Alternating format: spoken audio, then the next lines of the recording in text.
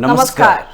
Mountain समाचारमा स्वागत छ। म रसिला कार्की र म खगेन्द्र विष्ट। सुरुमा अहिलेसम्मका मुख्य समाचार।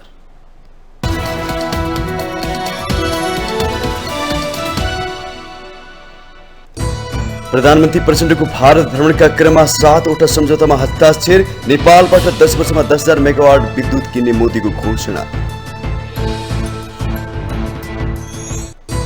दुई मुलुकबीचको सम्बन्ध मजबुत बनाउन थुप्रै महत्वपूर्ण निर्णयहरू भएको भारतीय प्रधानमन्त्री मोदीको दावी। नयाँ हवाई रूटमा प्रधानमन्त्री प्रचण्डको जोड। नेपालले उठाउँदै आएका मुख्य मुद्दामा भारतको बेवास्ता। प्रधानमन्त्री प्रचण्डको भ्रमणमा बहुप्रतीक्षित हवाई रूट विस्तारको नेपाली चाहना अधुरै। सीमा विवाद ज्यूका त्यौं। प्रधानमन्त्री प्रचण्डलाई भारतले स्वागत गर्दा मर्यादा क्रममा अपमान गरेको भन्दै तीव्र आलोचना। नेताहरू बिकाऊ भन्दा विदेशीले हेप्न खोजेको टिप्पणी। सरकारको पछिल्ला कदमहरूप्रति पूर्व प्रधानमन्त्री खनालको आक्रोश। नागरिकता विधेयक प्रमाणीकरण रेशम चौधरीको आम माफीले संविधानको धज्जी उडाएको आरोप। ईयूको सहयोग बिना रुसले गरिरहेको दमनलाई आफूहरूले मात्र रोक्न सक्ने युक्रेनी राष्ट्रपति जेलेन्स्कीको भनाई। क्षेत्रीय शान्तिका लागि रुस विरुद्ध एकजुट हुन आह्वान। र शहीद स्मारक ए डिभिजन लिग फुटबलमा नेपाल पुलिस क्लबको 10औं जित। एनआरटी 1-0 गोल अन्तरले पराजित। फ्रेन्च र हिमालयन शेर्पा क्लब बराबरीमा।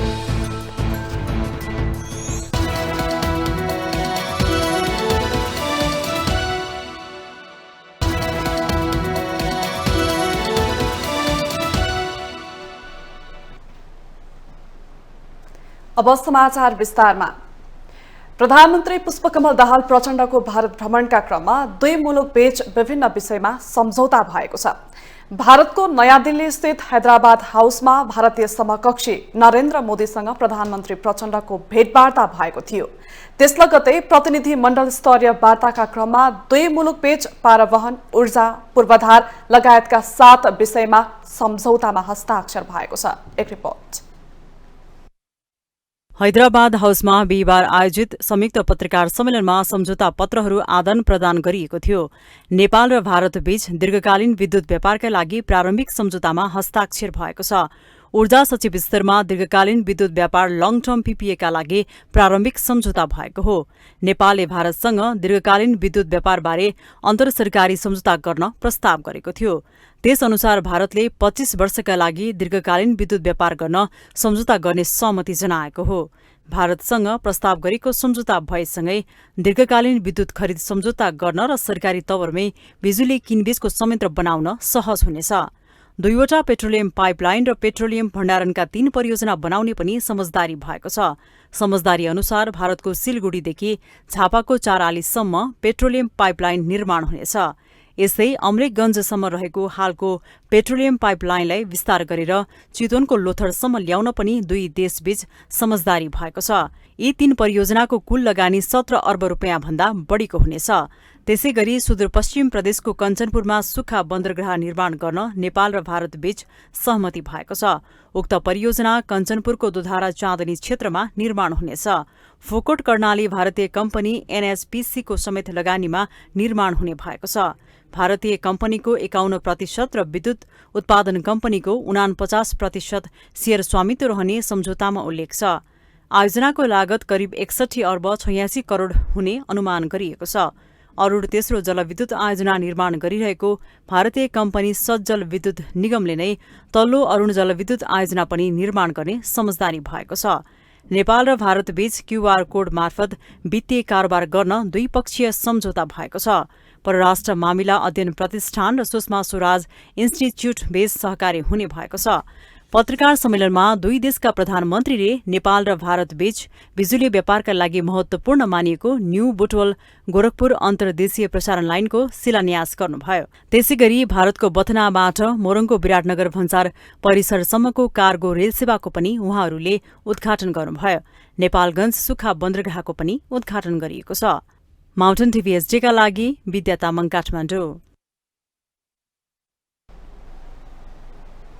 भारतीय प्रधानमन्त्री नरेन्द्र मोदीले भारत नेपाल बीचको हिट मित्रतालाई सुपर हिट बनाउनका लागि थुप्रै महत्त्वपूर्ण निर्णयहरू गरेको दावी गर्नु भएको छ। भारतको नयाँ दिल्ली स्थित प्रधानमन्त्रीको कार्यालय हैदराबाद हाउसमा बिहिबार प्रधानमन्त्री पुष्पकमल दाहाल प्रचण्डसँगको संयुक्त पत्रकार सम्मेलनमा मोदीले भविष्यमा दुई देशको मित्रतापूर्ण सम्बन्धलाई सुपर हिट बनाउनका लागि थुप्रै महत्त्वपूर्ण निर्णयहरू भएको दावी गर्नुभयो। पछिल्लो 9 वर्षमा दुई देशबीच अनेकौं क्षेत्रमा थुप्रै उपलब्धि हासिल गरिसकेको जिकिर गर्दै उहाँले दुई देशको सम्बन्धलाई थप उचाइमा पुर्याउने विश्वास व्यक्त गर्नुभयो। कार्यभार संभालने के 3 महीने के भीतर मैंने नेपाल की अपनी पहली यात्रा की थी। उस समय मैंने भारत नेपाल संबंधों के लिए एक हिट फॉर्मूला HIT दिया था। हाईवेज, आईवेज और ट्रांसवेज। मैंने कहा था कि भारत और नेपाल के बीच ऐसे संपर्क स्थापित करेंगे कि हमारे बॉर्डर्स, हमारे बीच बैरियर्स न बने। यसैगरी अहिले भारतले नेपालबाट 450 मेगावाट बिजुली आयात गरिरहेको भन्दै प्रधानमन्त्री मोदीले आगामी 10 वर्षमा नेपालबाट 10,000 मेगावाट बिजुली आयात गर्ने घोषणा गर्नुभयो। भारत नेपाल के बीच हमारे क्षेत्र की पहली क्रॉस बॉर्डर पेट्रोलियम पाइपलाइन बनाई गई। हमारे बीच पहली ब्रॉडगेज रेल लाइन स्थापित की गई। सीमा पर नई ट्रांसमिशन लाइंस का निर्माण किया गया है। अब हम नेपाल से 450 मेगावाट से अधिक बिजली आयात कर रहे हैं। अगर हम 9 साल की उपलब्धियों का वर्णन करने लगेंगे तो पूरा दिन निकल जाएगा। फ्रेंड्स, आज मैंने और प्रधानमंत्री प्रचंड जी ने भविष्य में अपनी पार्टनरशिप को सुपर हिट बनाने के लिए बहुत से महत्वपूर्ण निर्णय लिए हैं। फुकोट कर्णाली र तल्लो अरुण जलविद्युत आयोजनाको विषयमा भएको सम्झौताले विद्युत क्षेत्रको सहयोगमा थप बल पुगेको छ। मोतिहारी अमलेखगञ्ज पेट्रोलियम पाइपलाइनको सकारात्मक प्रभावलाई ध्यानमा राख्दै यो पाइपलाइनलाई चितौनसम्म विस्तार गर्ने निर्णय गरेको मोदीको भनाइ छ। भारत नेपाल बीच निकै पुरानो र बलियो धार्मिक र सांस्कृतिक सम्बन्धको सुन्दर कडीलाई अझ बलियो बनाउनका लागि प्रधानमन्त्री प्रचण्डसँग रामायण सर्किटसँग सम्बन्धित परियोजनामा तीव्रता ल्याउने सहमति गरेको उल्लेख गर्नुभयो। संयुक्त पत्रकार सम्मेलनमा प्रधानमन्त्री प्रचण्डले नेपालका लागि निकै महत्त्वपूर्ण भारतसँग नयाँ हवाई मार्गको माग गर्नुभयो। Nepal's request for additional air entry route. Nepal welcomes India's positive indication of air entry route for bilateral flights. It is operationally feasible for ATR aircraft. We request for approval of high-altitude additional air entry route from Mahendranagar at an early date. We appreciate India's approval for near-border flight operation in the Gautam Buddha International Airport in Bhairava. 4 दिने भारत भ्रमणमा रहेका प्रधानमन्त्री पुष्पकमल दाहाल प्रचण्डले आज तेस्रो दिन मध्य प्रदेशको उज्जैनमा महाकालेश्वरको पूजा अर्चना गर्ने कार्यक्रम छ। त्यसपछि उहाँ इन्दौर जाने कार्यक्रम छ। आजै प्रधानमन्त्री प्रचण्डले मध्य प्रदेशका राज्यपालसँग भेटघाट गर्ने कार्यक्रम रहेको छ।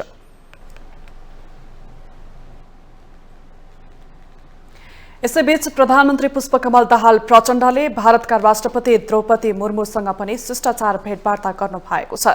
नयाँ दिल्ली स्थित राष्ट्रपति कार्यालयमा प्रधानमन्त्री प्रचण्ड र भारतीय राष्ट्रपति मुर्मु बीच भेटवार्ता भएको हो। भेटमा त्रिपक्षीय हितका विविध विषयमा छलफल भएको प्रधानमन्त्रीको सचिवालयले जनाएको छ। भेटमा प्रधानमन्त्री प्रचण्डसँगै नेपाली प्रतिनिधि मण्डलको पनि सहभागिता रहेको थियो। प्रधानमन्त्री दाहालले बिहिबार नै भारतीय उपराष्ट्रपति जगदेव धनखडसँग पनि वार्ता गर्नु भएको छ।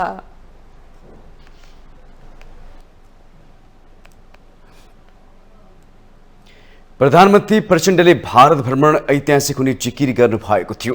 तर बिहिबार भएको द्विपक्षीय सम्झौताको सूची हेर्ने हो भने नेपालले उठाउँदै आएका चासोमा भारतीय पक्षको बेवास्ता देखियो।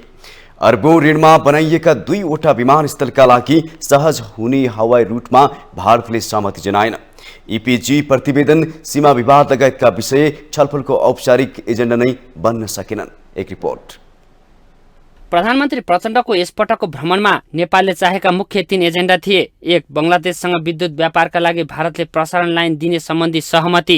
दोस्रो, लुम्बिनी र पोखरा अन्तर्राष्ट्रिय विमानस्थलका लागि नयाँ हवाई रुटमा भारतको सहमति। र तेस्रो, पञ्चेश्वर परियोजनाको कार्यान्वयन। तर बिहीबारको पत्रकार सम्मेलनमा आफ्नो मन्तव्य राख्ने क्रममा विद्युत व्यापारमा सम्झौता भए पनि अन्य 2 विषयमा भारत सकारात्मक रहेको प्रचण्डले संकेत त गरे, तर ठोस सहमति भने भएन। 2 देश बीचमा भएका सम्झौताहरू कार्यान्वयनमा ल्याउन भने सहज नरहेको परराष्ट्रविदहरूको बुझाइ छ। जे विषयमा हस्ताक्षर भएको छ ती विषयहरू सर हेर्दाखेरि नेपालले सब्स्ट्यान्टिभ रूपमा जे कुरा अपेक्षा गरेको थियो, हामीलाई खास गरी आजको हाम्रो मुलुकको आवश्यकताका आधारमा, चाहे त्यो कृषिको क्षेत्रमा होस्, चाहे पर्यटन वृद्धि गर्नका लागि हवाई मार्गको क्षेत्रमा होस्, चाहे हाम्रो जलस्रोतको दीर्घकालिक विकासका लागि फड्को मार्ने कुरामा होस्, यी तीनवटै कुरामा हामीले जे अपेक्षा गरेका छौँ त्यो तहको सहमति भएको पाइएन। पञ्चेश्वरको परियोजनाका लागि 3 महिनामा डीपीआर तयार गर्ने दुवै देशका अधिकारीहरूलाई प्रधानमन्त्री दाहालले निर्देशन समेत दिनुभएको छ। तर 1 वर्षभित्र परियोजनाको मोडालिटी तय गर्ने, डीपीआर बनाउने लगायतका विषय वर्षौंदेखिको रटान हो। तर विगतका भ्रमण र वार्ताहरूमा पनि यही विषय उठ्ने गरेको हुँदा अहिले पनि ठोस सहमति बिना पुरानै कुरा बाचा दोहोर्याइएको छ। त्यस्तै नेपाल भारत बीच विभिन्न समयमा भएका सन्धि सम्झौता लगायतका विभिन्न समझदारीहरू पुनरावलोकन, संशोधन तथा खारेजीका लागि सुझाव दिन गठित इपिजीले 2 वर्ष लगाएर तयार गरेको प्रतिवेदन यसपटक पनि भारतले बुझ्नै चाहेन।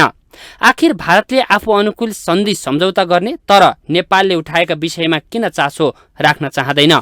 यो चाहिँ हाम्रो कूटनैतिक कमजोरी हो कि हामी आफ्नो इन्ट्रेस्ट एरियामा हामी इङ्गेज गरेको नेबरलाई ल्याउन सक्दैनौँ। सबै राष्ट्रहरूले आफ्नो आफ्नो हितलाई चाहिँ नै ध्यानमा राखेर केन्द्रमा राखेर चाहिँ व्यवहार गर्ने कोसिस गर्छ। यो हामीसँग जसलाई हामी अङ्ग्रेजीमा भन्छौँ डिप्लोमेटिक क्यालिबर, त्यो हामीमा त्यो कमजोरी चाहिँ देखिन्छ। हाम्रो आफ्नो तयारी हुनु पर्यो, आफ्नो राष्ट्रिय हाम्रो जुन हित छ त्यसमा हरेक पार्टीहरू एक ठाउँमा आउनु पर्यो हैन। हाम्रो परराष्ट्र नीतिहरूमा चाहिँ भनौँ न वाइडर र लार्जर कन्सेन्सस भन्छ नि, सहमति चाहिँ हुनु पर्यो। कालापानी, लिपुलेक, लिम्पियाधुरा लगायतका सीमा विवादले यसपटक पनि महत्त्व पाउन सकेन। यद्यपि भारतीय प्रधानमन्त्रीले पत्रकार सम्मेलनमै सीमा लगायतका विवादलाई समाधान गरिने बताए। खुला सिमानाको नियमन, गोर्खा भर्ती केन्द्र लगायतका विषयले पनि औपचारिक रूपमा छलफलको प्रस्ताव बन्न सकेन। ऊर्जा, जलविद्युत लगायतका विषयमा भएका कतिपय सम्झौता सकारात्मक रहे पनि नेपालले उठाएका मूल मुद्दामा भारतले यसपटक पनि चासो देखाएन।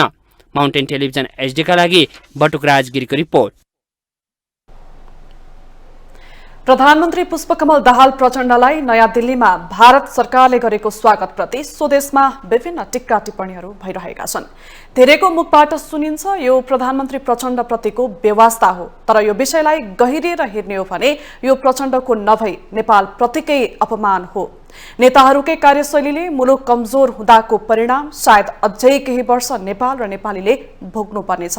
एक रिपोर्ट। भारतीय प्रधानमन्त्री नरेन्द्र मोदीको औपचारिक निमन्त्रणामा भारत भ्रमणमा गएका प्रधानमन्त्री पुष्पकमल दाहाल प्रचण्डलाई स्वागत गर्न मोदीले विमानस्थलमा राज्य मन्त्रीलाई पठाएपछि प्रधानमन्त्री प्रचण्डको अन्तर्राष्ट्रिय बेइज्जत भएको भन्दै नेपालभित्र तीव्र आलोचना भइरहेको छ। तर सबैले बुझ्नुपर्ने कुरा के हो भने भारतले प्रचण्डको स्वागत गर्न राज्य मन्त्री पठाएर केवल प्रचण्डको अपमान गरेन, यो अपमान नेपाललाई गरेको अपमान हो। भारतले प्रचण्डलाई मात्र होच्याउने कोसिस गरेन, उसले नेपाललाई होचो देखाउन खोजेको हो। आफ्ना समकक्षीको स्वागत गर्न भारतीय प्रधानमन्त्री आफै आउनु पर्दथ्यो, आएनन्। उनले मन्त्री परिषदको सबैभन्दा तल्लो तहका सदस्यलाई प्रचण्डको स्वागत गर्न विमानस्थल पठाए। भारतलाई खुसी पार्नकै लागि तत्कालीन राष्ट्रपति विद्यादेवी भण्डारीले रोकेको भारतको अनुकूल हुने गरी बनाएको भनिएको नागरिकता विधेयक राष्ट्रपति रामचन्द्र पौडेलबाट प्रमाणीकरण गराएर दिल्ली उडेका प्रचण्डले भारत उड्दा आफ्नै नागरिकको आलोचना खेप्नु पर्यो र भारत पुग्दा त्यहाँको सरकारको हेपाई सहनु पर्यो। अपमान पनि किन नहोस्, जसले नेतृत्वमा बसेर राष्ट्रघात गर्छ उसलाई अरू देशको नेतृत्वले हेर्ने नजर यस्तै हुन्छ। यसबाट के प्रष्ट हुन्छ भने नेताहरू जति बिकाउ हुन्छन् त्यति सस्ता पनि हुन्छन्। जसले आफ्नो स्वार्थको लागि आफ्नो राष्ट्रिय अस्तित्व धरापमा धकेल्न सक्छ उसलाई विदेशीले गर्ने व्यवहार यस्तै हुन्छ। यो सूचीमा प्रचण्ड एक्ला पात्र छैनन्। जसले सत्ता टिकाउन विदेशी शक्ति केन्द्रको चाकरी गर्छन् ती सबै नेता यो सूचीमा छन्। नेपालका केही नेताहरूको लुप होल्स विदेशीहरूले राम्रोसँग बुझेका छन् र त्यही लुप होल्सका कारण हाम्रो नेतृत्व दबावमा पर्छ र अपमान सहन पनि बाध्य छ। त्यसैले अब आलो पालो नेतृत्वमा गएर यस्ता करतुत गर्ने नेतृत्वकर्ताहरूको जुन समूह छ नागरिकहरूले यो समूहको विकल्प खोज्नुपर्छ। प्रचण्डलाई भारतले गरेको अनादर देखेर नेपालमा कोही पनि खुसी हुन जरुरी छैन। समग्रमा बुझ्दा यो अपमान भारतले प्रचण्डलाई मात्र गरेको होइन, नेपाललाई नै गरेको अपमान हो। यस अघि पनि तत्कालीन राष्ट्रपति विद्यादेवी भण्डारी भारत भ्रमणमा जाँदा भारतीय प्रधानमन्त्रीले राष्ट्रपतिको स्वागत गर्न राज्य मन्त्री नै पठाएका थिए, जबकि त्यसको 10 दिन अघि बंगलादेशकी प्रधानमन्त्री आउँदा मोदी स्वागत गर्न आफै एयरपोर्ट गएका थिए। भारतका तत्कालीन राष्ट्रपति प्रणब मुखर्जी नेपाल आउँदा नेपालका राष्ट्रपतिदेखि प्रधानमन्त्री, मन्त्री र उच्च पदस्थ कर्मचारी स्वागत गर्न विमानस्थल पुगेका थिए। भारतका प्रधानमन्त्री मोदी काठमाडौँ आउँदा नेपाल सरकारले सार्वजनिक बिदा नै दियो भने लुम्बिनी आउँदा राज्य संयन्त्रको लगभग पुरै हिस्सा लुम्बिनी नै पुग्यो। त्यस्तै प्रधानमन्त्रीको हैसियतमा केपी शर्मा ओली भारत भ्रमणमा जाँदा पनि ओलीको स्वागत गर्न मोदीले गृहमन्त्री राजनाथ सिंहलाई विमानस्थल पठाए। सिंह भारतीय मन्त्री परिषदमा दोस्रो वरियाताका सदस्य थिए। त्यसअघि ओली पहिलो पटक प्रधानमन्त्रीको हैसियतमा 2072 साल फागुनमा भारत भ्रमणमा गएका थिए। त्यसबेला पनि मोदीले ओलीको स्वागत गर्न तत्कालीन विदेश मन्त्री सुषमा स्वराजलाई विमानस्थल पठाएका थिए। ओलीले भारतले लगाएको नाकाबन्दी हटाए मात्र भारत जाने उद्घोष गरेका कारण त्यसबेला भारतमा ओलीको बढी चर्चा भयो। कारण थियो ओलीको अडान। त्यसबाहेक 2078 सालमा तत्कालीन प्रधानमन्त्री शेरबहादुर देउबा भारत भ्रमणमा गएका थिए। त्यसबेला देउबाको स्वागत गर्न मोदीले रक्षा राज्य मन्त्री अजय भट्टलाई विमानस्थल पठाए। यसरी नेपालका प्रधानमन्त्रीहरूलाई स्वागत गर्न भारतले मन्त्री परिषदका तल्लो तहका सदस्य पठाएर नेपालको अपमान गर्दै आएको छ। त्यति मात्र होइन, अरू देशका राष्ट्र प्रमुख तथा सरकार प्रमुख आउँदा दिल्लीका सडक पखालिन्छन्, सडकहरू ब्लक गरिन्छ। त्यहाँका सञ्चार माध्यमहरूले उनीहरूको भारत भ्रमणलाई राम्रो स्थान दिन्छन्, तर नेपालका प्रधानमन्त्री भारत भ्रमणमा जाँदा अपवाद बाहेक त्यहाँका सञ्चार माध्यमले खासै स्थान दिँदैनन्। भारतको गणतान्त्रिक प्रणाली निकै बलियो छ। भारतले आफ्नो गणतन्त्र दिवसमा विश्वका शक्तिशाली शासकलाई बोलाउने गर्छ। कुनै बेला त्यो सूचीमा नेपालका तत्कालीन राजा त्रिभुवन र वीरेन्द्र पनि परेका थिए।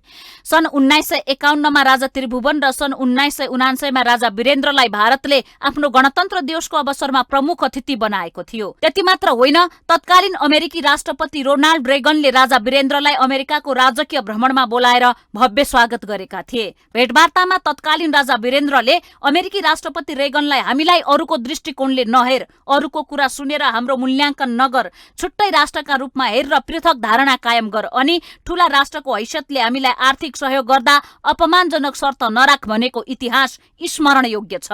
विक्रम सम्वत 1906 माघमा बेलायत भ्रमणमा जाँदा बेलायतले तत्कालीन प्रधानमन्त्री जंग बहादुर राणालाई 19 तोपको सलामी दिएको थियो, जबकि त्यसबेला बेलायतले भारतबाट राष्ट्र प्रमुख जाँदा जम्मा 6 तोपको सलामी दिन्थ्यो। त्यसबेला भारत बेलायतको गुलाम थियो भने नेपाल सार्वभौम राष्ट्र थियो। त्यसैले जंग बहादुर राणालाई बेलायतले अति उच्च सम्मान गरेको थियो। तर पछिल्लो समय अन्तर्राष्ट्रिय भ्रमणमा हाम्रा प्रधानमन्त्रीहरूलाई गरिने व्यवहार निकै टीठ लाग्दो देखिन्छ। यसको प्रमुख कारण हो हाम्रा नेताहरू आफ्नो राष्ट्र हितका काम गर्दैनन्। यस्ता काम गर्नेलाई कसैले पनि इज्जत गर्दैन। त्यसैसँग जोडिएको छ भारतमा भएको प्रधानमन्त्री प्रचण्डको अपमान र अब पनि हाम्रो नेतृत्वमा सद्बुद्धि आएन। भारतले गरेको यो अपमानप्रति सामान्य ईख राख्न सकेन भने यस्तो नेतृत्व र नेता रहेसम्म नेपालले यस्तो अपमान भोगिरहनु पर्नेछ। हाम्रा नेताहरूले आफ्नो कद आफै घटाएका हुन्। पार्टीको पद प्राप्त गर्न पनि विदेशी शक्ति केन्द्रको शरणमा पुग्नेहरूको हविगत यो भन्दा खराब हुन सक्छ। माउन्टेन टेलिभिजन एसडी राजनीतिक ब्युरो। माउन्टेन समाचारमा पालो भएको छ ब्रेकको।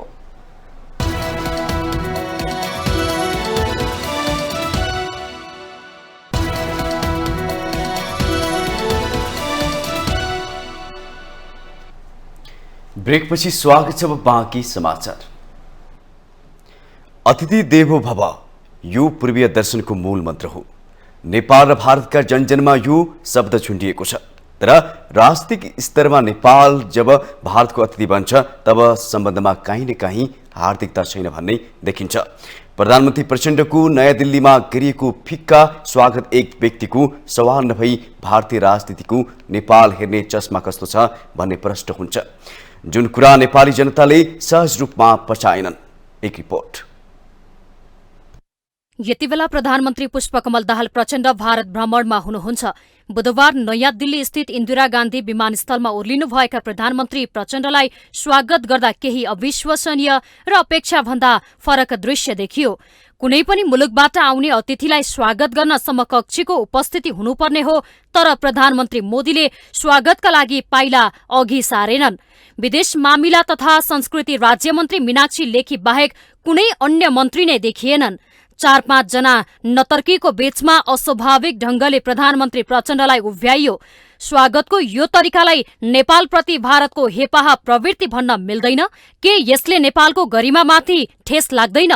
कि यसलाई देशका हुनहार भनिने स्वयं नेताहरूले नै स्वीकार गरिसकेका हुन्? यो प्रश्न जति पेचिलो छ उति नै गम्भीर पनि। वर्ष दिन पनि नटिक्ने नेपाली नेतृत्वको वास्तविकता बुझेको भारतले सायद यही भएर होला खासै मान नदिएको। नेपालमा भारतका सरकार र राष्ट्र प्रमुखले गरेका हरेक भ्रमणलाई सरकारी तवरबाट भव्य बनाउन कुनै कसर राखिँदैन, तर भारतमा नेपालले जहिल्यै यसको विपरीत अवस्था भोग्नु पर्दछ। नेपाली जनता भारत सरकारको यस्तो व्यवहारलाई हेपाहा प्रवृत्तिको रूपमा लिने गर्दछन्। समकक्षीले त बराबरै समकक्षी बराबर सोच्नुपर्ने हो, त्यो चाहिँ नसोच्नु नै भारतको हेपा प्रवृत्ति हो। यो त अब हामीभन्दा ठुलो मान्छे हामीले भारतलाई ठानेको र उहाँहरूको चाहिँ दलाली उहाँहरूको गुलामी गरे जस्तो चाहिँ हाम्रो देशको नेताहरूले गरे जस्तो लाग्छ। जुन देशको कार्यकारिणी राष्ट्रको एउटा जिम्मेवार व्यक्ति, त्यो देशले पनि त्यही अनुसारको आतिथ्य गर्नुपर्छ। र पहिला त यस्तो छ के अरे यो हाम्रो प्रधानमन्त्री म आउँछु आउँछु आउँछु आउँछु भन्नु पनि एउटा लज्जास्पद हो। त्यो देशले आवश्यकताका अनुसार के अरे हाम्रो देशमा तपाईँको लागि निम्तो छ भन्नु हो। र भारत भ्रमण गएर पनि यो नेपालको अपमान, पत्रकारहरूलाई पनि अपमान गरिएको छ। त राजमन्त्रीलाई पठाएर स्वागत गर्नु त्यो कतै उचित हामी पनि मान्दैन, के कोही पनि मान्दैन। कम्तीमा क्याबिनेट मन्त्रीसम्म आउनु पर्थ्यो। रह्यो के छ भने सानो देश ठुलो देश नक्साले हुँदैन, आफ्नो शक्तिले पनि हुन्छ, आफ्नो व्यवहारले पनि हुन्छ। जस्तै पापागिनामा भारतीय प्रधानमन्त्री जाँदाखेरि उहाँको प्रधानमन्त्री उहाँले खुट्टा ढोक्नु भएको थियो, तो उहाँको महानता थियो। अब त्यहाँ भारतीय प्रधानमन्त्रीको महानता होइन, पापागिनीको प्रधानमन्त्रीको महानता हो। यदि प्रचण्डजीले जानुभयो प्रधानमन्त्री नेपाल देशको, उहाँको राजमन्त्री पठाएर स्वागत गर्नुभयो भने त्यो के छ, त्यो देशको सभ्यताले देखाएको छ। नेपालको त अब इन्डियाले नेपाललाई नेपाल भनेकै छैन। त्यस कारणले गर्दाखेरिमा हाम्रो नेपालको प्रधानमन्त्री त अहिले सम्झौता मात्रै गर्न गएको हो। त्यो कुनै राष्ट्रिय नेतृत्व लिएर गएको पदभारले त्यहाँ स्वागत गर्ने भन्ने त कुरै छैन। उनीहरूले त तिमी आऊ यहाँ सिग्नेचर गर जाऊ भनेर बोलाएको हो, त्यत्तिकै भरमा गएको हो। त्यो कुनै मान्यता दिनलाई बोलाएको त हुँदै होइन। रोटी बेटी दाजुभाइ, असल छिमेकी, भाषा र संस्कृति एकै भएका मुलुक, अनेक विशेषणले भारतीय नेताहरू नेपालको गुणगान बेला बखत गर्दछन्। तर राजनीतिक रूपमा सरकारी स्तरबाट गरिने व्यवहार ठिक विपरीत देखिन्छ। सम्बन्धमा समानता आएन भने जनस्तरमा उच्च भनिएको सम्बन्धमा पनि दरार देखिन सक्छ।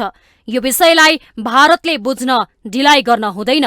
बुधबार प्रधानमन्त्री पुष्पकमल दाहाल प्रचण्ड दिल्ली स्थित इन्दिरा गान्धी अन्तर्राष्ट्रिय विमानस्थलमा अवतरण हुनुभयो। तब त्यहाँ केही फरक दृश्य देखियो जुन निकै अकल्पनीय र अविश्वसनीय थियो।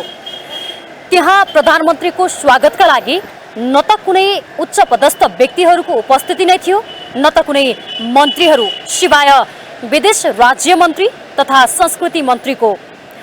दर्शकबिन, यसले नेपालको गरिमामाथि मात्रै प्रश्न उठाएको छैन, नेपालको अस्तित्वमाथि नै प्रहार गरेको छ।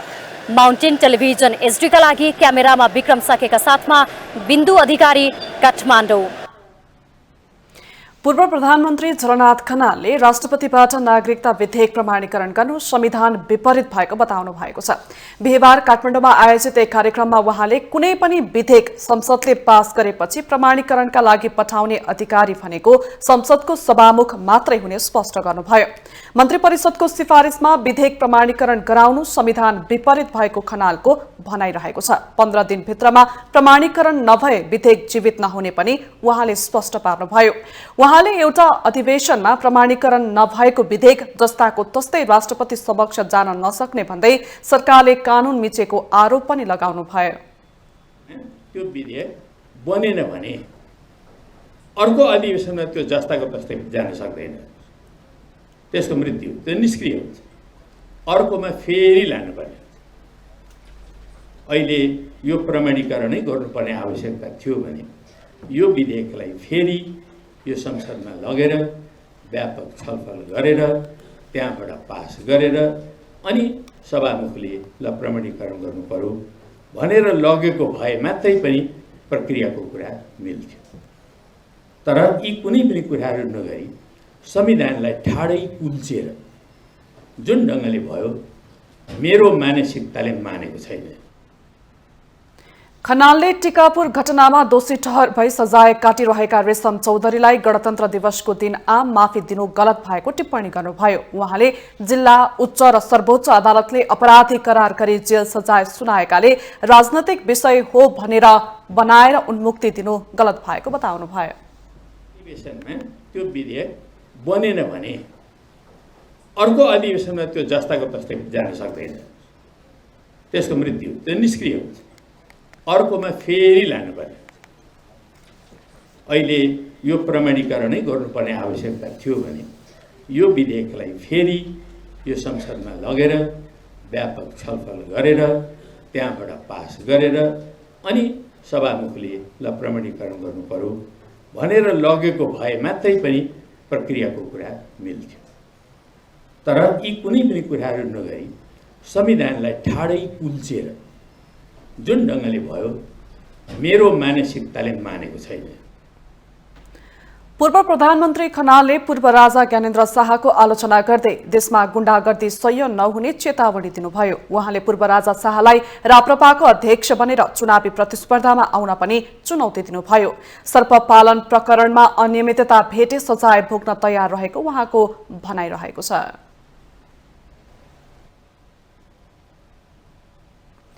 नेकपा एमालेका उपाध्यक्ष सुभाष चन्द्र नेमाङले राष्ट्रपतिले नागरिकता सम्बन्धी विधेयक प्रमाणीकरण गर्नु संसदमाथिको नाङ्गो प्रहार भएको टिप्पणी गर्नु भएको छ।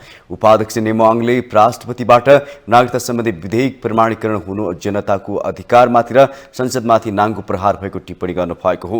नागरिकता विधेयक प्रमाणीकरण गरेर संविधान, कानून, स्थापित अभ्यास र संसदीय परिपाटीले नचिनेको बाटो हिँड्ने काम भएको उहाँको तर्क छ। उपाध्यक्ष नेमाङले संसदलाई छेउ पार्ने काम कुनै पनि अवस्थामा सही नभएको जिकिर गर्नुभयो। अघिल्लो प्रतिनिधि सभाको कार्यकालमै तत्कालीन राष्ट्रपति विद्यादेवी भण्डारीले दोस्रो पटक प्रमाणीकरणका लागि पेश हुँदा समेत 15 दिनभित्र प्रमाणीकरण नगरेको उल्लेख गर्दै उहाँले विधेयक उतिबेलै निष्क्रिय भएको प्रश्न पार्नुभयो। उपाध्यक्ष नेमाङले निष्क्रिय भएको विधेयकलाई मन्त्री परिषदले प्रमाणीकरणका लागि सिफारिस गर्न नमिल्ने उहाँको प्रतिक्रिया छ। नयाँ प्रतिनिधि सभा समेत आइसकेको अवस्थामा संसदबाट सभामुख र राष्ट्रिय सभा अध्यक्षले सिफारिस गर्नुपर्ने संवैधानिक व्यवस्थाको समेत उल्लङ्घन भएको उपाध्यक्ष नेमाङको दाबी छ। प्रमाणीकरणको लागि मन्त्री परिषदले सिफारिस गर्दा हुन्छ, त्यति बेला त म्याद सकिएको हो। दोस्रो पटक मन्त्री परिषदले प्रतिनिधि सभाबाट गएको विधेयक राष्ट्रपतिज्यूले दोस्रो पटक पनि प्रमाणीकरण नगर्दा त्यति बेला प्रश्न उठेको थियो, समयभित्र किन प्रमाणीकरण भएन भनेर, असंवैधानिक काम भयो भनेर। अहिले प्रमाणीकरणको लागि सिफारिस गर्ने साथीहरूले नै त्यो प्रश्न उठाउनु भएको थियो त्यति बेला। अहिले उहाँहरूकै भाषामा असंवैधानिक भइसकेको त्यो समयावधि। उहाँले नागरिकता प्रमाणीकरणको विषयलाई लिएर एमाले जनताकोमा गएर संसदमा पनि प्रश्न उठाउने बताउनु भयो।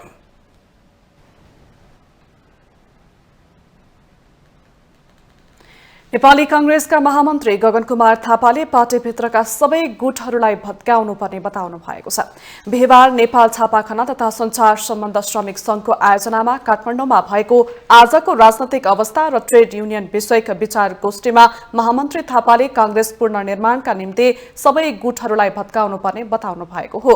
महामन्त्री थापाले कांग्रेसभित्र परिवर्तन चाहने र परिवर्तन रोक्नेहरू बीच 2 गुट मात्रै बनाउनु पर्नेमा जोड़ दिनुभयो।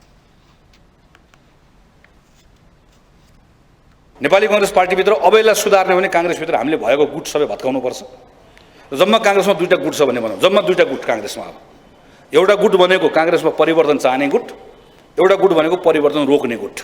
अब यो दाई त्यो दाई यो सब छोडिदिनुहोस्। हिजो को दाईसँग को लाग्यो सब बिर्सौँ। अब हिजो एउटा अवस्था थियो, अब कांग्रेसभित्र एउटा परिवर्तन, कांग्रेस बदलेर छाड्ने एउटा गुट होइन, बदल्न मिल्दैन, कहाँ दाईहरू रिसाउनुहुन्छ भनेर भन्ने हो भने त्यो अर्को गुट। महामन्त्री थापाले नागरिकहरू कुशासन, भ्रष्टाचार र बेथितिका कुराहरूबाट आजित रहेको उल्लेख गर्दै कांग्रेसले ती कुराहरूलाई हटाउँछ भन्ने विश्वास दिलाउन सक्नुपर्ने बताउनुभयो।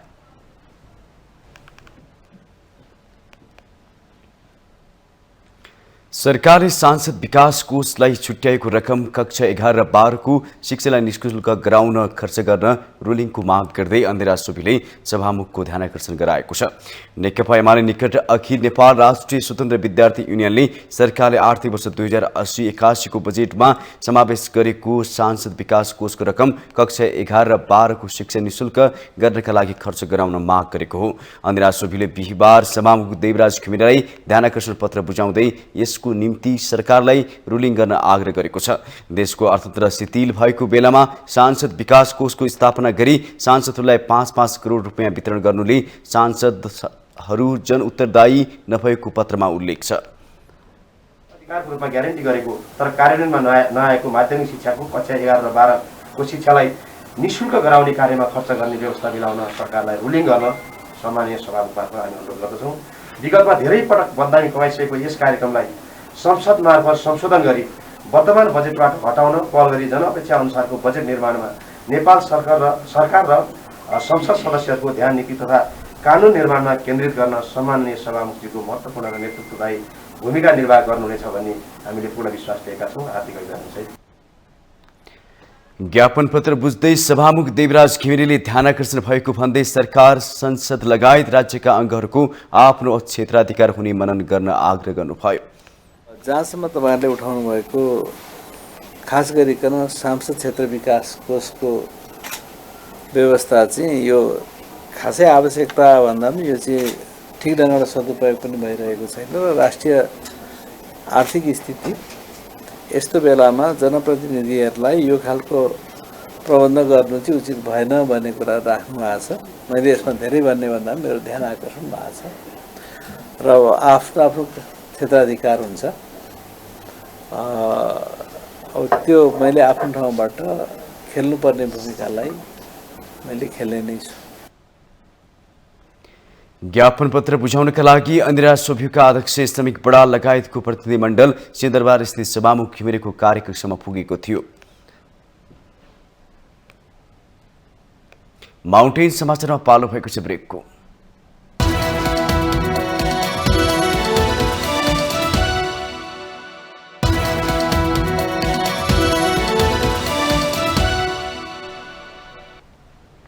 ब्रेकपछि स्वागत छ। अब बाँकी समाचार। सभामुख देवराज घिमिरेले नयाँ संसद भवनको काम निर्धारित समयभित्र सम्पन्न गर्न निर्देशन दिनुभएको छ। सिंहदरबार स्थित निर्माणाधीन संसद भवनको निरीक्षण एवं अवलोकन गर्दै उहाँले ठेक्का समयभित्रै काम सम्पन्न गर्न निर्देशन दिनुभएको हो। उहाँले विगतका प्रतिकूलतालाई अनुकूलतामा बदलेर तोकिएको समयभित्रै काम सम्पन्न गर्नुपर्नेमा जोड दिनुभयो। मन्त्रालय र ठेकदार कम्पनीले एकले अर्कोलाई दोष लगाउनु भन्दा आफ्नो काम सम्पन्न गर्ने कुरामा बढी जोड दिनुपर्ने सभामुख घिमिरेको भनाइरहेको छ।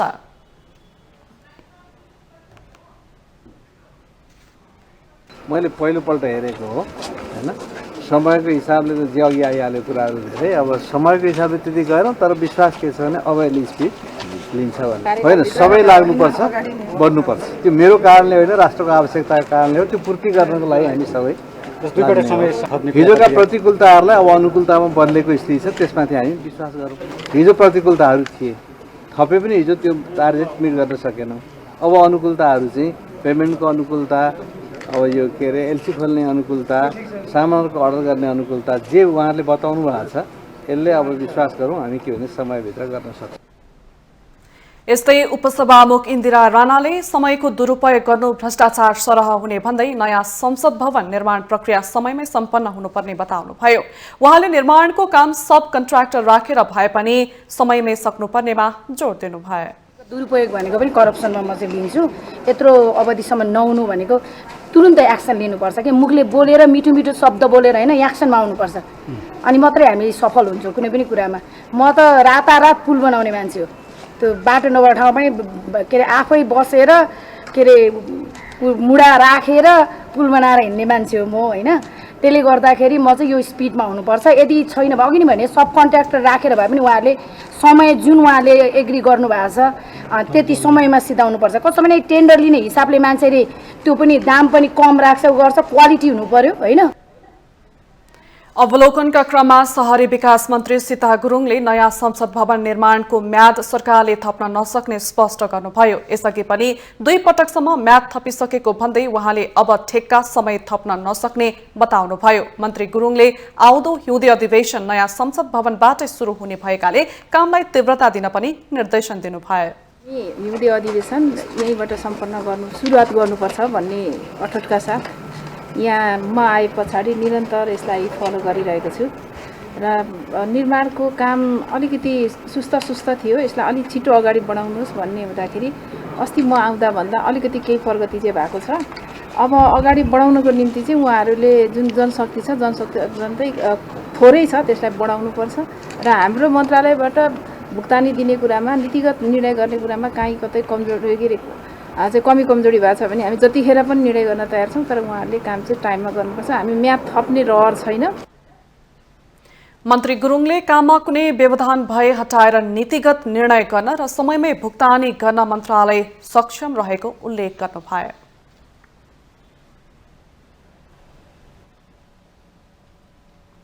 सांसदहरूले राष्ट्रिय अभिलेखालय व्यवस्थित बनाउनु पर्नेमा जोड दिएका छन्। बिहिबार राष्ट्रिय सभा अन्तर्गतको प्रत्यायोजित व्यवस्थापन तथा सरकारी आश्वासन समिति बैठकमा अधिकांश सांसदले महत्त्वपूर्ण अभिलेखाहरू संरक्षण गर्नुको लागि राष्ट्रिय अभिलेखालय व्यवस्थित बनाउनु पर्नेमा जोड दिएका हुन्।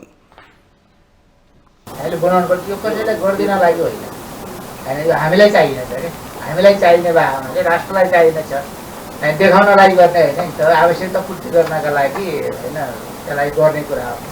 यो एकदम महत्त्वको छ। जहाँ हाम्रो युवराज मान्यजीले भन्नुभयो त्यो विगत भएन भने वर्तमान अनुग्रस्त हुन्छ, वर्तमानै छैन भने भविष्यको आशा गर्ने सही कुरा त्यही हो होइन। विगत हामीसँग संरक्षण गर्न सकेनौँ भने विगत ग्रुपको पनि त इतिहास राख्नु पऱ्यो। त्यत्रो व्यवस्थापन गर्नुपर्छ। त्यसो भएर यो हामीले राज्यसित सरकारसित चाहिँ हाम्रो समितिले हाम्रो जिम्मेवारी पनि भएको हुनाले हामीले पुरा गर्नुपर्ने अवस्था पनि देखियो। अब यसलाई अलिकति महत्त्वका साथ नउठाउने हो भने हामीले यो संसदमा संसदीय समिति संसद कहाँ उठाउनु पर्ने उठाएर पनि यसलाई चाहिँ व्यवस्थापन गर्नुपर्छ। आम जनताले त्यसको मूल्याङ्कन अहिले गरिरहेको, किनभने हाम्रो शैक्षिक दर एकदम तलो छ। राष्ट्रिय अभिलेखालयमा के छ के छैन त्योसँग त्यो धानको बालीमा काम गर्ने खेतीमा काम गर्ने जनतालाई के मतलब छ।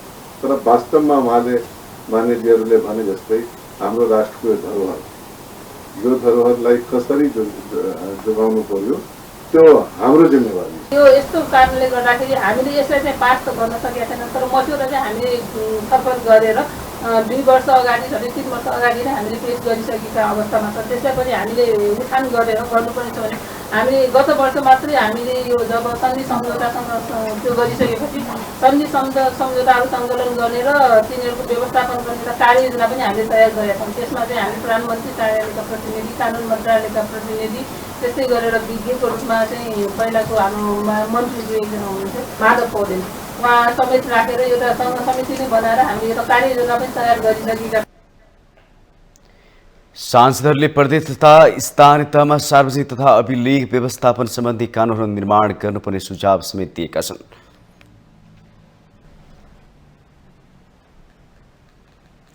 कृषि तथा पशुपक्षी विकास मन्त्री डाक्टर बेदुराम भुसालले राष्ट्रिय दुग्ध विकास बोर्ड खारेज हुने कुराले आत्तिहाल्नुपर्ने अवस्था नरहेको स्पष्ट गर्नुभएको छ। बिहिबार विश्व दुध दिवसको अवसरमा राष्ट्रिय दुग्ध विकास बोर्डले ललितपुरमा आयोजना गरेको एक कार्यक्रममा मन्त्री भुसालले यस्तो बताउनु भएको हो। उहाँले दुग्ध विकास बोर्ड खारेज गर्ने सरकारको तयारी भए पनि बोर्डलाई पुनर्संरचना गर्ने वा बोर्ड नै कायम राखेर मन्त्रालयले काम गर्ने भन्ने विषयमा छलफल गरेर टुङ्ग्याउने जानकारी दिनुभयो। उहाँले सार्वजनिक संस्थाहरूले व्यवस्थापन खर्चका लागि आफ्नै स्रोत बनाउनु पर्ने आवश्यकता भए पनि त्यस्तो नभएको कारण खारेज गर्नुपर्ने अवस्था आएको जानकारी गराउनुभयो। मन्त्री भुसालले बोर्ड खारेज भए पनि कर्मचारी व्यवस्थापन गर्ने दायित्व सरकारको भएको भन्दै आत्तिहाल्नुपर्ने अवस्था नरहेको उल्लेख गर्नुभयो। लाई जोडेर हेर्न जरुरी छ। किन त्यो आयोगले चाहिँ यसलाई खारेजीको सिफारिस गर्यो? किन अर्को त्यो आयोगको सिफारिस कार्यान्वयन गर्ने सन्दर्भको कमिटीले पनि किन फेरि खारेजी गर्ने सिफारिस गर्यो? यी सन्दर्भहरूलाई पनि जोड्न जरुरी छ। र अहिलेको आवश्यकता कसरी पूरा गर्न सकिन्छ यो नै खारेजी नै उपाय हो अथवा अर्को कुनै उपाय छ अथवा पुनर्संरचनामा जाने भने कसरी पुनर्संरचनामा जाने हो, यी यावत विषयहरूमा त फेरि पनि हामीले छलफल गर्न सक्नेछौँ। अहिले भर्खरै आत्ति हाल्नुपर्ने विषय चाहिँ त्यो केही पनि होइन भन्ने कुरा त्यसै कारणले मैले भने। दूध मानिसहरूको खाद्य र जीवनको आधार भएको भन्दै उत्पादन बढाउन आवश्यक रहेको उहाँले जानकारी दिनुभयो। उहाँले दुग्धजन्य उत्पादनको क्षेत्रलाई व्यवस्थित गर्नुपर्नेमा पनि जोड दिनुभयो।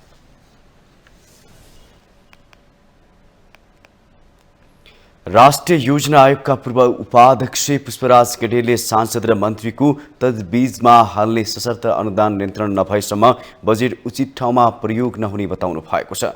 बिहिबार आफ्नै पुस्तक स्थानीय सरकारमा शुद्धता जनप्रतिनिधिका प्रतिबद्धता नामक पुस्तक सार्वजनिक गर्दै उहाँले यस्तो बताउनु भएको हो।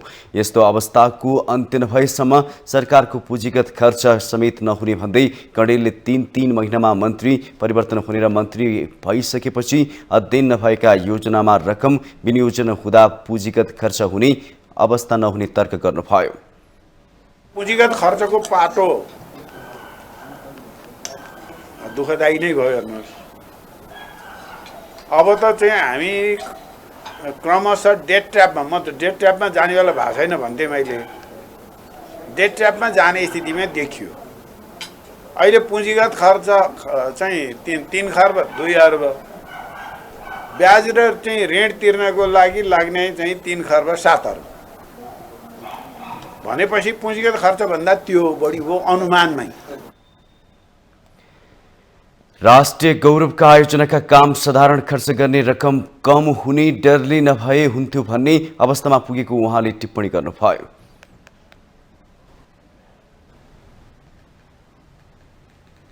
उपप्रधानमन्त्री तथा गृहमन्त्री नारायण काजी श्रेष्ठले वर्षायाममा हुने विपद व्यवस्थापनका लागि तयारी अवस्थामा रहन सुरक्षा निकायलाई निर्देशन दिनुभएको छ। बिहिबार चितवन स्थित सशस्त्र प्रहरी बल नेपाल विपद व्यवस्थापन तालिम शिक्षालयमा गोताखोर तालिमको समापन कार्यक्रममा गृहमन्त्री श्रेष्ठले विपद व्यवस्थापनका लागि तयारी अवस्थामा रहन जानकारी दिनुभएको हो। विपद व्यवस्थापनका लागि मनको तयारी र संकल्पको आवश्यकता हुने भन्दै गृहमन्त्री श्रेष्ठले संगठनले दिएको जिम्मेवारी पूरा गर्दै सशस्त्रले जनताको सेवा गर्ने विश्वास व्यक्त गर्नुभयो।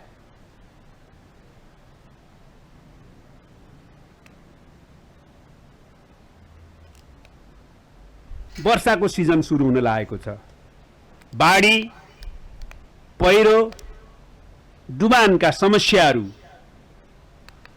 देखा पर्न सक्छन्। सडकहरूमा पहिरो जाने, बाटो अवरुद्ध हुने, दुर्घटना हुने खतरा बढ्न सक्छ। त्यस्तो स्थितिमा भर्खरै मात्रै पनि हामीले केन्द्रीय विपद समितिको बैठक बसेर आवश्यक तयारीका कामहरू अगाडि बढाएका छौँ र त्यसको निम्ति दोस्रो बैठक तत्काल बसेर केही योजनाहरूलाई व्यवस्थित ढङ्गले एउटा तयारी गर्ने निर्णय पनि लिएका छौँ। उहाँले सशस्त्र प्रहरीले विगतमा विपदको समयमा गरेको राहत र उद्धारको काम उदाहरणीय र प्रशंसनीय रहेको पनि बताउनुभयो।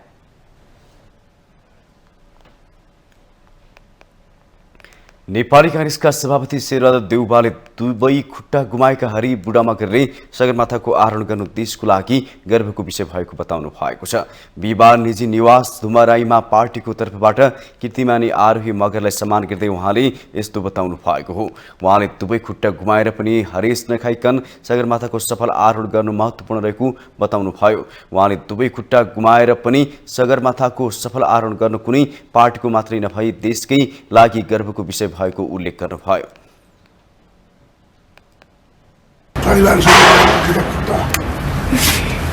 गुमाएर पनि उहाँ हरेस नखाइकन फेरि चाहिँ सगरमाथामा पुगेर सकुशल पुगेर नेपाल काठमाडौँ पुग्नुभयो। हाम्रो लागि त गर्वको कुरा हो, हाम्रो पार्टीको लागि गर्वको कुरा हो, राष्ट्रकै लागि गर्वको कुरा हो, देशकै लागि गर्वको कुरा हो। तपाईँ जो पार्टीमा काम गरेको भयो तपाईँ पार्टी मात्रै सीमित हुनु, देशकै निधि हो, देशकै हो। सम्मान ग्रहणपछि आरोही बुढा मगरले अबको आफ्नो काम शारीरिक अशक्त भएकाहरूका लागि बाधा पर्ने कानुनहरूको अडचन फुकाउनु रहेको बताउनु भयो। उहाँले शारीरिक अशक्त भएकाहरूलाई कानुनमा सहायता दिई आफ्नो सहयोग सदैव सरकारप्रति रहेको प्रतिबद्धता जनाउनु भयो। अर्को कुरा चाहिँ सरकारलाई पनि अवेरनेस बनाएर त्यस्तो कानुन ल्याउनु पर्छ, कसरी सपोर्ट गर्ने भने किनभने चाहिँ हामी पनि एउटा नागरिक हौँ, हामी पनि एउटा सशक्त रूपमा काम गर्छ, हामी पनि सक्षम छौँ, हामी पनि एउटा सक्सेसफुल लाइफ बिताउन सक्छौँ। त्यो त धेरै उदाहरण छ, तर पनि प्राय जसो मेजोरिटी अफ मान्छेहरू त्योमा नभएकोले हामी चाहिँ यो एउटा अवेरनेस क्याम्पेन मैले जरुरी ठाने र मैले अहिले यो सगरमाथाले धेरै पोलिटिकल पार्टिजहरूमा पनि अवेरनेस ल्याएको मैले अनुभव गरेको छु। पूर्व प्रधानमन्त्री देउवाले जलवायु परिवर्तनका कारण हिमालहरूमा धेरै असर पुगेको भन्दै बचाउन लाग्नुपर्नेमा जोड दिनुभयो।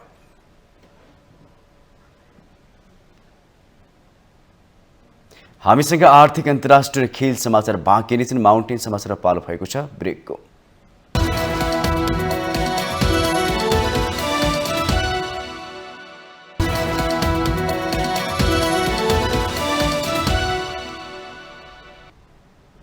ब्रेकपछि स्वागत छ। अब पालो आर्थिक समाचारको।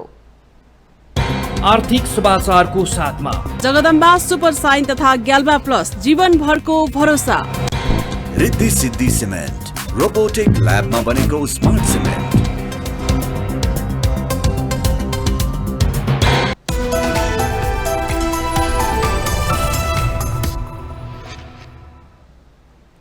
भारत भ्रमणमा रहनुभएका प्रधानमन्त्री प्रचण्ड र समकक्षी नरेन्द्र मोदीले भारतको बत्नाहादेखि मोरङको विराटनगरसम्मको रेलवे सेवाको संयुक्त रूपमा उद्घाटन गर्नुभयो। पेट्रोलियम पाइप लाइनमा निर्माणमा पनि दुई देशबीच सहमति भएको छ। यसले नेपालको आर्थिक विकासमा टेवा दिने आशा गर्न सकिन्छ। एक रिपोर्ट। प्रधानमन्त्री प्रचण्ड र भारतीय समकक्षी नरेन्द्र मोदीले भारतको नयाँ दिल्ली स्थित हैदराबाद हाउसबाट हरियो झण्डा देखाएर कार्गो रेलवे सेवाको उद्घाटन गर्नुभयो। दुवै प्रधानमन्त्रीले झण्डा देखाएपछि बथनाहाबाट भारतीय पक्षले कार्गो रेललाई विदाई गरेको थियो। विराटनगर स्थित एकीकृत भन्सार जाँच चौकीमा आइपुगेको सो मालवाहक रेलले केही उद्योगका लागि कच्चा पदार्थ ढुवानी गरेको छ। भारत सरकारको आर्थिक र प्राविधिक सहयोगमा सो रेलमार्ग निर्माण भएको हो। रेलमार्ग अब नियमित रूपमा सञ्चालन हुनेछ। यात्रुवाहक रेल भने शीघ्र सञ्चालनमा ल्याउने तयारी भइरहेको रेल विभागले जनाएको छ। सो आयोजनाको कुल लागत 3 अर्ब 73 करोड भारतीय रुपैयाँ छ। उक्त रेलमार्ग निर्माणको जिम्मा भारतीय कम्पनी इर्कोनले लिएको थियो। बथनाहादेखि विराटनगर हुँदै कटहरीसम्म 18.1 किलोमिटर लामो रेलमार्ग सन् 2011 देखि निर्माण सुरु भए पनि पूरा हुन भने सकेको छैन। केही स्थानमा मुआब्जा विवाद कायमै रहेकोले निर्माण पूरा हुन नसकेको हो। भारतको बथनाहाबाट विराटनगर हुँदै कटहरी गाउँपालिकाको महेशपुरमा अन्तिम स्टेशन निर्माण गर्ने सरकारको योजना छ। हाल जनकपुर जयनगर रेलमार्ग समेत सञ्चालनमा छ। सो रेलमार्ग महोत्तरीको बर्दिवाससम्म निर्माणाधीन अवस्थामा छ। यस्तै भ्रमणका क्रममा दुई महत्वपूर्ण पाइपलाइन निर्माणमा पनि दुई देशबीच सहमति सहमति भएको छ। त्यसका लागि भारतले करिब 17 अर्ब बराबरको सहयोग उपलब्ध गराउने भएको छ। त्यसबाट 2वटा पेट्रोलियम पाइपलाइन परियोजना र 1 भण्डारण स्थल निर्माण हुनेछ। थप भण्डारण स्थल भने नेपालले आफ्नै खर्चमा निर्माण गर्नुपर्नेछ। पेट्रोलियम पदार्थको सहज आपूर्तिका लागि भारतको सिलगुडीदेखि झापासम्म र बाराको अमलेखगञ्जदेखि चितवनको लोथरसम्म पेट्रोलियम पाइपलाइन र झापाको भण्डारण स्थल निर्माण हुनेछ। नेपाल आयल निगमका अनुसार 2 पाइपलाइन र झापाको टर्मिनल भारतले अनुदानमा निर्माण गरिदिनेछ। निगमले सिलगुडी झापा अमलेखगञ्ज लोथर पेट्रोलियम पाइपलाइन झापा र चितवनको लोथरमा भण्डारण स्थल निर्माण गर्ने बताउँदै आएको थियो। त्यसको अध्ययन समेत भइसकेको छ। निगमका अनुसार बाराको अमलेखगञ्जदेखि चितवनको लोथरसम्मको पाइपलाइनको दूरी 62 किलोमिटरको हुनेछ। त्यस्तै 50 किलोमिटर लामो सिलगुडी झापा पाइपलाइन निर्माण हुनेछ। झापाको इन्धन भण्डारण क्षमता 42,000 किलोमिटर र लोथर टर्मिनलको क्षमता 1,03,150 किलोमिटर बराबरको हुनेछ। नेपाल र भारत बीच पेट्रोलियम पाइपलाइन निर्माणबारे लामो समयदेखि छलफल भए पनि विक्रम सम्वत 2076 भदौ 24 गतेदेखि मात्रै मोतिहारी अमलेखगञ्ज पाइपलाइन सञ्चालनमा आउन थालेको हो। पाइपलाइन निर्माणले पेट्रोलियम पदार्थ आयातमा लाग्दै आएको चढको मूल्य घट्ने, चोरी चुहाट र मिसावट जस्ता समस्या समाधान हुने विश्वास लिएको छ। साथै सिलगुडी झापा पाइपलाइन निर्माणपछि कोशी प्रदेशको आपूर्ति सहज हुने विश्वास लिएको छ।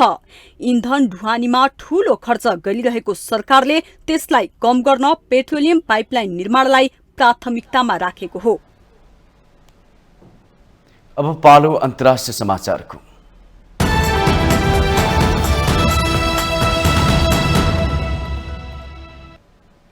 युक्रेनका राष्ट्रपति भलोदिमिर जेलेन्स्की मल्दोभ पुग्नु भएको छ। युरोपियन युनियनको पोलिटिकल कम्युनिटी शिखर सम्मेलनमा सहभागी हुन राष्ट्रपति जेलेन्स्की बिहिबार मल्दोभ पुग्नु भएको हो। मोल्दोभमा पुगे लगत्तै राष्ट्रपति जेलेन्स्कीले समकक्षी माइया सुन्दुसँग भेटवार्ता गर्नुभएको थियो। सोही क्रममा केही सञ्चारकर्मीहरूको प्रश्नको उत्तर दिँदै उहाँले EU र नाटोमा चाँडोभन्दा चाँडो आबद्ध हुन अनुमति पाउनुपर्ने मागलाई पुनः दोहोर्याउनुभयो। EU को सहयोग बिना रुसले गरिरहेको दमनलाई आफूहरूले मात्र रोक्न नसक्ने उहाँको भनाइ छ। राजधानी चिसिनाउबाट 35 किलोमिटरको दूरीमा रहेको बुल्बो आकाको मिमी दरबारमा आयोजना हुने शिखर सम्मेलनमा रुससँग जारी युद्धको विषयमा गहन छलफल हुने बताइएको छ। क्षेत्रीय द्वन्द्वलाई स्थायित्व तथा शान्त पार्न र रुसको युद्धको सामना सबैका लागि एकतालाई जोड दिने विषयमा पनि छलफल हुने बताइएको छ। EU पोलिटिकल कम्युनिटीमा 47 राष्ट्र सदस्य रहेका छन्। गत वर्षको फेब्रुअरीदेखि रुस र युक्रेन बीच जारी युद्धमा एकले अर्कालाई आरोप प्रत्यारोप लगाउँदै आइरहेका छन्।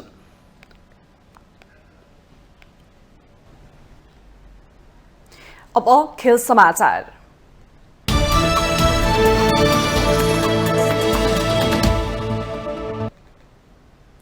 शहीद स्मारक डिभिजन लीग फुटबलमा नेपाल पुलिस क्लबले जित दर्ता गरेको छ। त्रिपुरेश्वर स्थित दशरथ रंगाशालामा बिहिबार पुलिसले न्यू रोड टिम एनआरटीलाई 1-0 गोल अन्तरले हराएको हो। पुलिसको जितमा मोसेस ग्याबहटुमले निर्णायक गोल गरे। खेलको 75औं मिनेटमा मोसेसले रवि पासवानको क्रममा हेडर मार्फत गोल गरेका हुन्। जारी लीगमा 23 खेलमा 10औं जितसँगै 23 खेलमा 34 अङ्क बटुलेर पुलिस चौथो स्थानमा रहेको छ। बिहिबार नै फ्रेन्ड्स क्लब र हिमालयन शेर्पा क्लबले बराबरी खेल्दै अङ्क बाँडेका छन्। च्यासल मैदानमा बिहिबार फ्रेन्ड्स र हिमालयनले गोल रहित बराबरी खेल्दै अङ्क बाँडेका छन्। बराबरी सँगै 23 खेलमा फ्रेन्ड्सले 25 र हिमालयनले 30 अङ्क जोडेका छन्।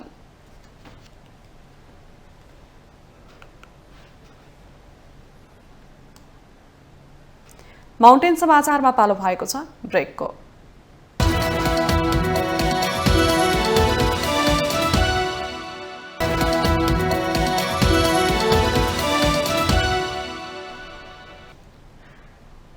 ब्रेकपछि स्वागत छ। योसँग हामी माउन्टेन समाचारको अन्त्यमा आइपुगेका छौँ। जाँदा जाँदै मुख्य समाचार पुनः एकपटक।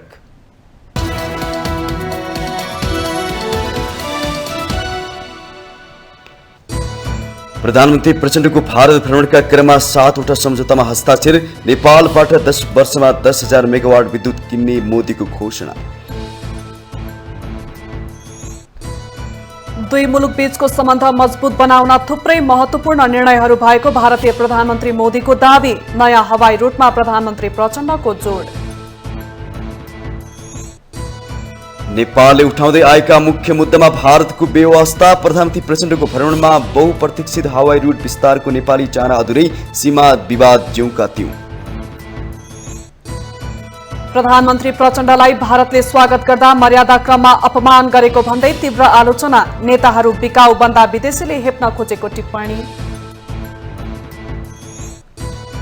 सरकारको पछिल्ला कदमहरूप्रति पूर्व प्रधानमन्त्री खनालको आक्रोश। नागरिकता विधेयक प्रमाणीकरण रेशम चौधरीको आम माफीले संविधानको धज्जी उडाएको आरोप। ईयूको सहयोग बिना रुसले गरिरहेको दमनलाई आफूहरूले मात्र रोक्न नसक्ने युक्रेनी राष्ट्रपति जेलेन्स्कीको भनाई। क्षेत्रीय शान्तिका लागि रुस विरुद्ध एकजुट हुन आह्वान। र शहीद स्मारक ए डिभिजन लिग फुटबलमा नेपाल पुलिस क्लबको 10औं जित। एनआरटी 1-0 गोल अन्तरले पराजित। फ्रेन्च र हिमालयन शेर्पा क्लब बराबरीमा।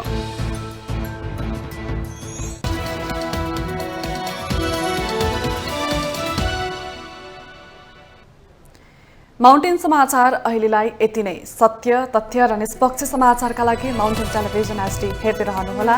नमस्कार।